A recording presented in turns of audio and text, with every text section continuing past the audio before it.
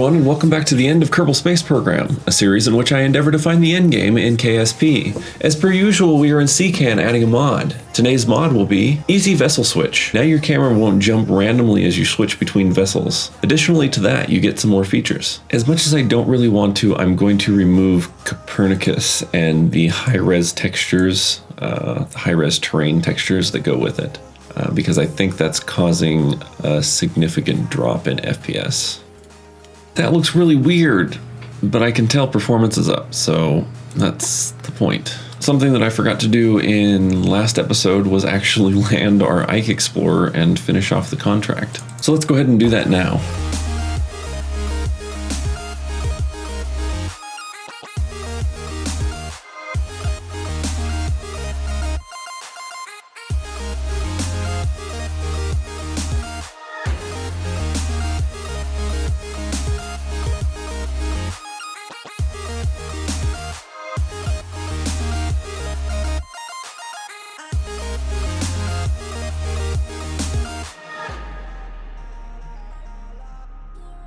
Alright, let's see what we have for contracts.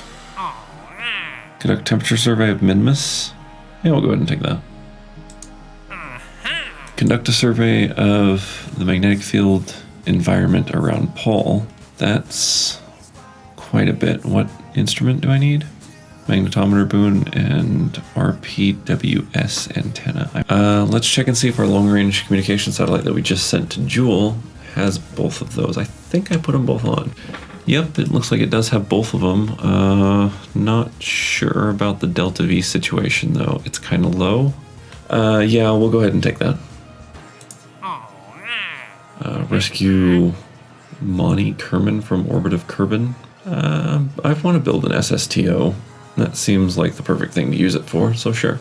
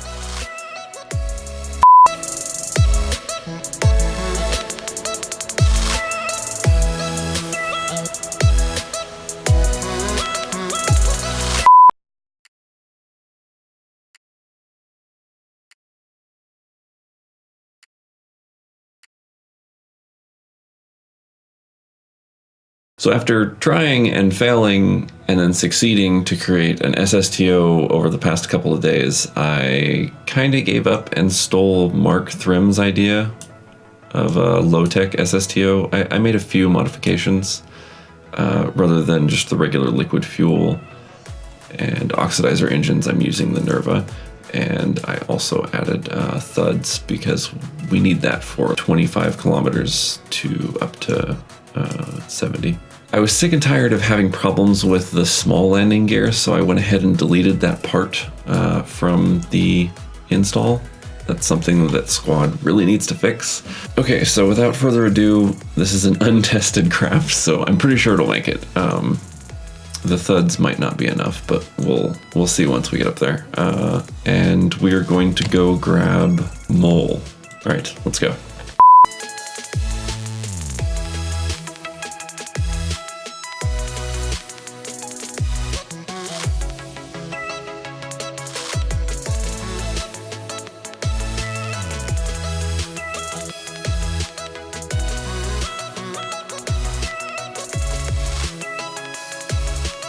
I've had to do this before, and I'm not sure why it does.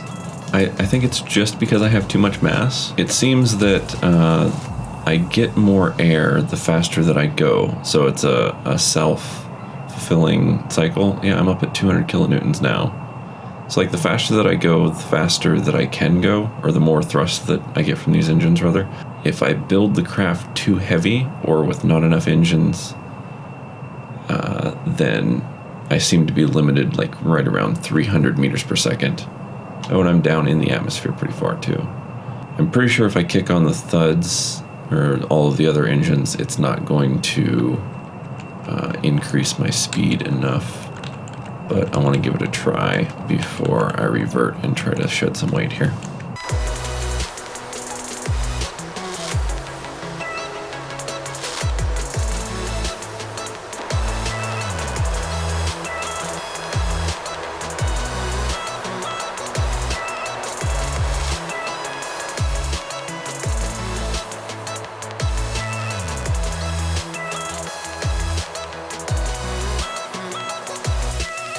I decided to ditch the heavy nervas.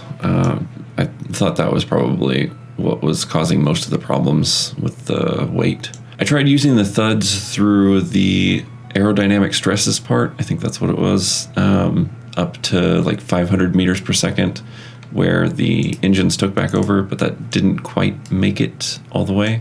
But anyways, time to test this out.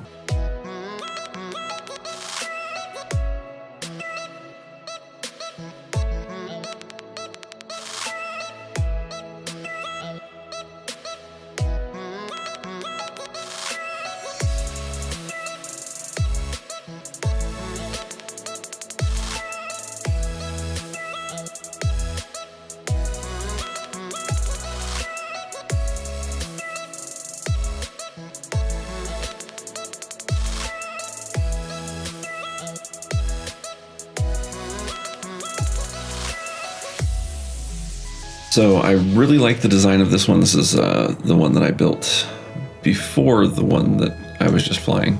I like the design, but it's too long and there's a yaw instability. So when we re-enter, it's gonna have some problems, but it works. And I'm sick and tired of testing things that don't work.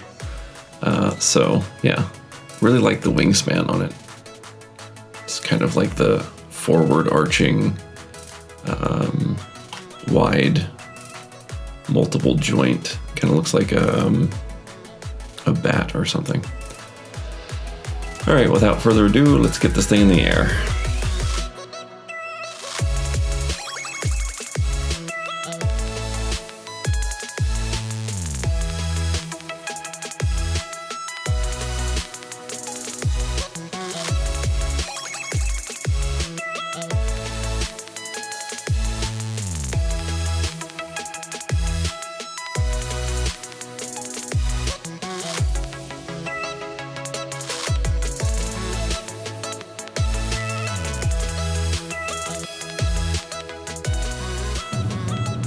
$300, $200,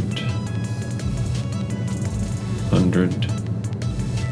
I want to save a little bit of liquid fuel so we can actually get back in the atmosphere. That's 21, 5, 2, and we'll leave it there. Okay, are we in with? Yeah, we're within load distance. Why is that? Okay. Something happened up there.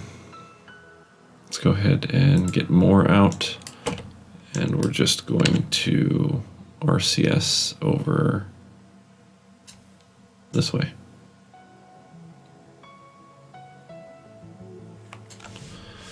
Probably should hit retrograde on this.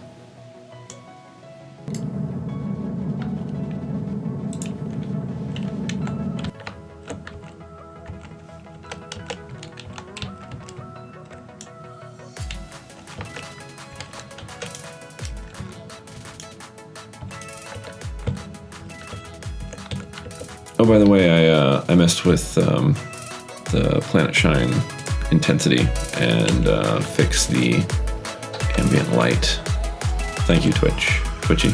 Yes.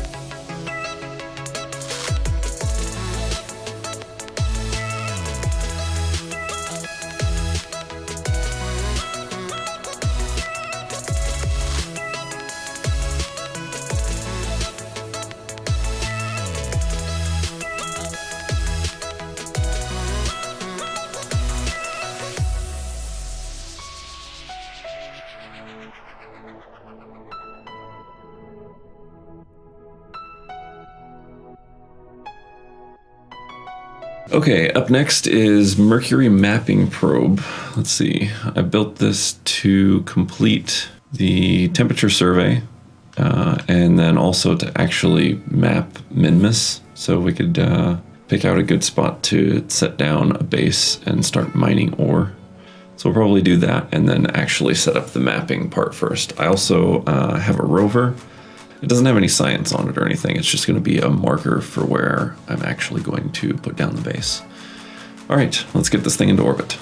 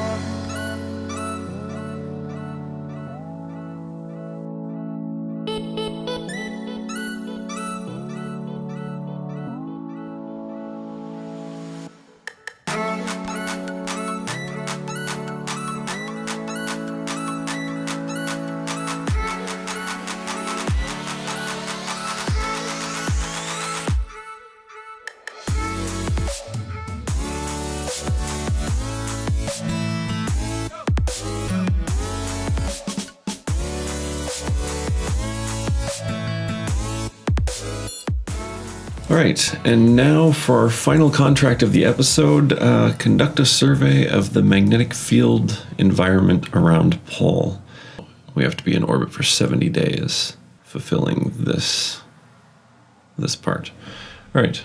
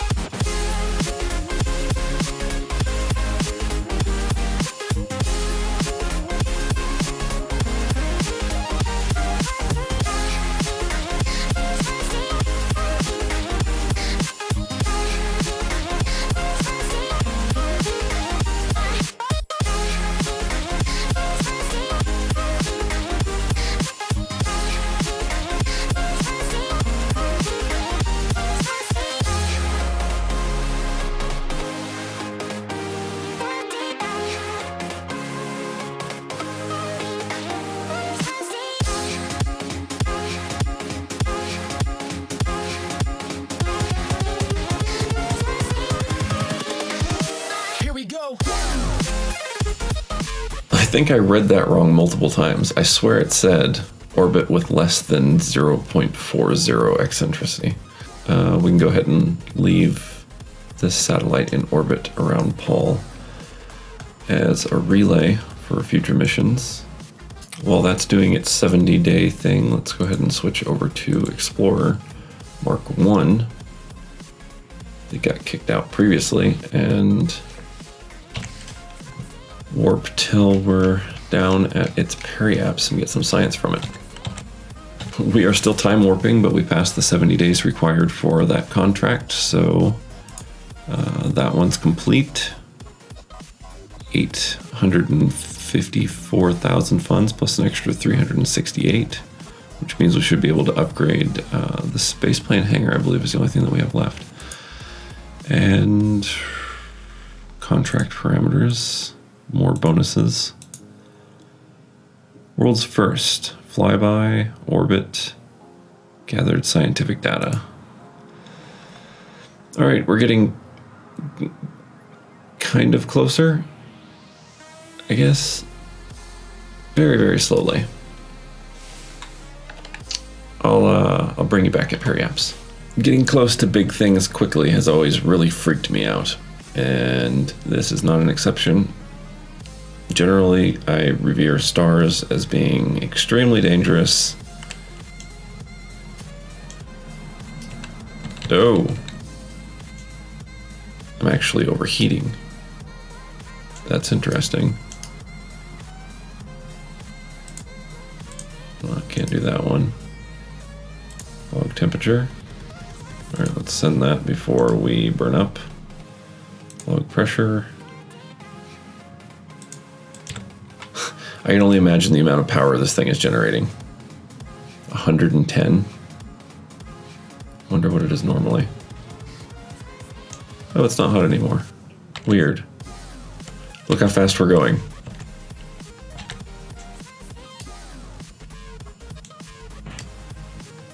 Poof. And then all of a sudden it...